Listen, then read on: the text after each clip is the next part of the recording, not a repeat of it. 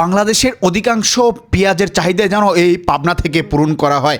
দর্শক, কৃষক এখন মাঠে পড়ে আছে, শীতকে অপেক্ষা করে খুব ভোরে উঠে চলে যাচ্ছে মাঠে। শীত কুয়াশা সব কিছু ভেদ করে যেন রোপণ করছে পেঁয়াজ। নেওয়া খাওয়া ভুলে তারা যেন মাঠেই পড়ে আছে, কারণ এখন পেঁয়াজ লাগানোর উৎসব বইছে।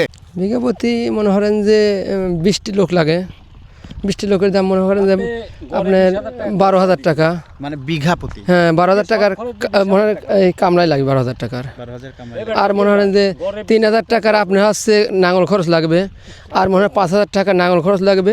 আর মনে হয় যে 10-12,000 টাকার বেতন লাগবে। টোটাল তাহলে 1 বিঘা জমিতে টোটাল খরচ হচ্ছে কত? টোটাল জমিতে মনে হয় যে আপনি 30 থেকে 35,000 টাকা খরচ হয়। পাবনা জেলায় দেশের বাইরে থেকে পেঁয়াজ আনতে হবে না, ইন্ডিয়ার দাদাদের হাতে পায়ে ধরতে হবে না, পেঁয়াজ দেন। এই পাবনা জেলায় যদি পেঁয়াজগুলো সঠিকভাবে এইখানে উৎপাদন করা হয় তাহলে বৈদেশিক মুদ্রা অর্জন হবে এবং এই কৃষকের যেন গাম কখনো বৃথা যাবে না।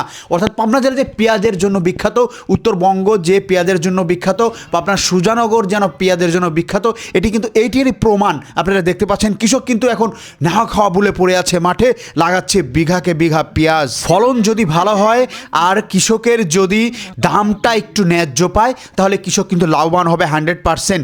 আর যদি ফলন ভালো না হয় বা সঠিক সময়ে দামটা যদি না পায় তাহলে কিন্তু কৃষক লসের দিকে যাবে। অর্থাৎ কৃষি অধিদপ্তরকে বিশেষভাবে আবেদন জানানো যাচ্ছে, অবশ্যই কৃষকের দিকটা আপনারা বিবেচনা করবেন। 1 বিঘি পেঁয়াজের জন্য হচ্ছে দানা কিনা লাগতেছে 11,000 টাকা বিঘি পেঁয়াজের দানা কিনা লাগতেছে। আচ্ছা আচ্ছা, এটাই আমাদের এক কথা, আলহামদুলিল্লাহ খুব ভালোই আছে। সঠিক সময়ে সঠিক ন্যায্য দাম যেন এই কৃষকেরা পায়, কারণ এই সোনার মানুষেরা, এই খাঁটি মানুষেরা কিন্তু এই ফসল ফলিয়েই আপনাদের মুখে তুলে দেন। অর্থাৎ এই চাষিরাই যেন বাংলাদেশের সম্পদ, অর্থাৎ এদেরকে অবশ্যই দেখতে হবে। তাই যেরকম হেক্টর হেক্টর বিঘাতে চাষ হচ্ছে পেঁয়াজ, এই পেঁয়াজই যেন উৎপাদন করে বৈদেশিক মুদ্রা অর্জন করতে পারে সেই ব্যবস্থায় যেন আপনারা করে দিবেন।